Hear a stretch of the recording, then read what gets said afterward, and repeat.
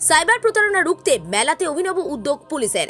বাবা পীর সাহেবের মেলায় ওসি এবং এসডিপিও পৌঁছে গেলেন এবং সেখানে মঞ্চে প্রতারণা রুখতে পুলিশের পক্ষ থেকে সচেতনতামূলক অনুষ্ঠানের আয়োজন করা হলো। উপস্থিত আরামবাগের এসডিপিও, গোঘাট থানার ওসি। মেলাতে আসা প্রত্যেক মানুষকে সচেতন করতেই পুলিশের এই উদ্যোগ। যেভাবে ডিজিটাল যুগে প্রতারণা বাড়ছে, কখনো ফেসবুকে, কখনো হোয়াটসঅ্যাপে, কখনো বা ফোনের মাধ্যমে, কখনো ফোনপের মাধ্যমে, এই সমস্ত প্রতারণার ফলে মানুষের লক্ষ লক্ষ টাকা খোয়া যাচ্ছে, নানাভাবে মানুষ প্রতারিত হচ্ছেন। এই সব থেকে মুক্তি পাওয়ার জন্য সচেতন হতে হবে। কি কি পদক্ষেপ করতে হবে এই সবটাই জানানো হলো। এই বিষয়ে আর কি জানা যাচ্ছে বিস্তারিত তুলে ধরলো নিউজ বাংলাদেশা। ঘুরতে যাচ্ছেন, আপনি স্কুলে কোন স্কুলে পড়েন সবটাই তো আপনার ডিটেলস থাকে, কোন কলেজে পড়েন, আপনি কার কার কাছে টিউশনি পড়তে যান, আপনি কিন্তু সব ডিটেলস আমরা ফেসবুকে দিয়ে দিই। তখন কি হচ্ছে, আপনাকে এইখান থেকে কিন্তু যারা প্রতারক তারা কিন্তু আপনাকে বিপদে ফেলতে পারে। কেমন দেখা যাচ্ছে যে আপনি কিছু আপনার কোথাও বেড়াতে গেছিলেন, কিছু ছবি ছাড়লেন, সেই ছবিটা নিয়ে আপনাকে কি করবে, ব্ল্যাকমেল করতে পারে। সেই ছবিটা দেখা যাচ্ছে এখন জানেন এডিট করতে পারে, এডিট করে আপনাকে কিছু বাজে বাজে সেখানে ছবি করে কারোর সঙ্গে আপনাকে তখন ওইটা পাঠিয়ে দিয়ে আপনাকে ব্ল্যাকমেল শুরু করবে যে আপনি এইটা দিন, ভাইরাল করে দেবো, নাহলে আপনাকে, আপনি যদি টাকা না দেন ভাইরাল করে দেবো, আপনার মান সম্মান যাবে।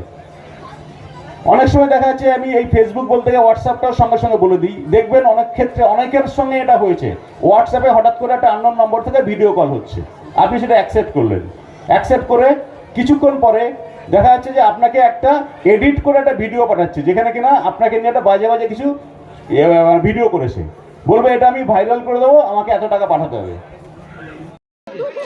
খুব ভালো লাগছে, মানে মানুষের যে সচেতনমূলক অনেক কিছু জিনিস জানার ছিল, এই মিটিংয়ে স্যারেরা সেটা তুলে ধরেছেন।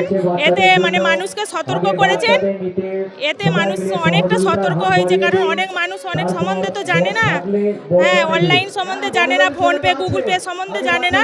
এটা যে মানুষকে জানানো হয়েছে, মানুষ তাহলে সজাগ থাকতে পারবে। খুব ভালো হয়েছে। হ্যাঁ, মানুষের তো উপকার হবে, স্যারেরা এসেছেন, অনেকটাই উপকার হয়েছে। হ্যাঁ, এতে মানুষদের খুব ভালো হয়েছে।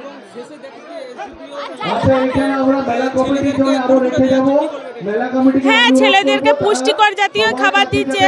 হ্যাঁ, এগুলো দুধে ভিজিয়ে ছেলেরা খেলে ছেলেদের হেলদি হবে, খুব ভালো জিনিসই দিচ্ছে। মুনমুন রায়, আমার বাড়ি কামারপুকুর পঞ্চায়েত, গ্রামের নাম সাতবেরিয়া। এটা খুব দরকার। এই এখন এই যা পরিবেশ পরিস্থিতি দেখা যাচ্ছে, যে অপরাধ এখন বলতে গেলে সাইবার অপরাধ, তা এতটা বেশি মাত্রাতিরিক্ত হয়ে পড়েছে, এবং এখন আর এটা কলকাতা এবং কলকাতা শহরতলি কিংবা বড় বড় শহরগুলোতে কেন্দ্রীভূত নয়। সাধারণ মানুষ, যারা খেটে খাওয়া মানুষ, যারা চাষিবাসী, যারা সাধারণ গ্রামের স্কুলের কোনো শিক্ষক, তাদেরকে টার্গেট করছে। কেন? তাদের মধ্যে সচেতনতার অভাব। তারা ভাবছে আমরা এত দূর একটা প্রান্তে গ্রামে আছি, কিন্তু তার কাছে যে মোবাইলটা আছে সেই নাম্বারটা ওই যে জালিয়াতি করবে তার কাছে আছে। তো সেই হচ্ছে সব থেকে ইজি টার্গেট। তো এইটার মাধ্যমেই এখন সবাইকে সচেতন থাকলে তাহলে এদের বাড়াবাড়িটা থামবে।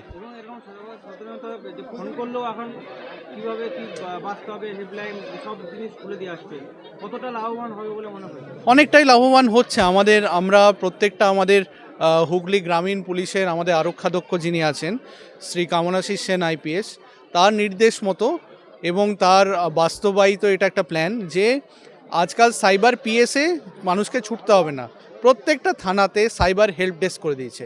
আপনারা দেখলেন সাইবার হেল্প ডেস্কের এই যে কার্তিক বাবু যিনি আছেন, ইনি কত সহজে সব জিনিসটা বুঝিয়ে দিলেন। ইনি প্রতিনিয়ত সাইবার রিলেটেড যত অপরাধ আছে, যারা আসছে, যারা ভিকটিম, তাদের সবাইকে হেল্প করছে। তো উনি এদের কাছে পৌঁছে গিয়ে সবার কাছে যাতে কিভাবে এড়ানো যায় এই ব্যাপারটা সেটা বুঝিয়ে দিলেন।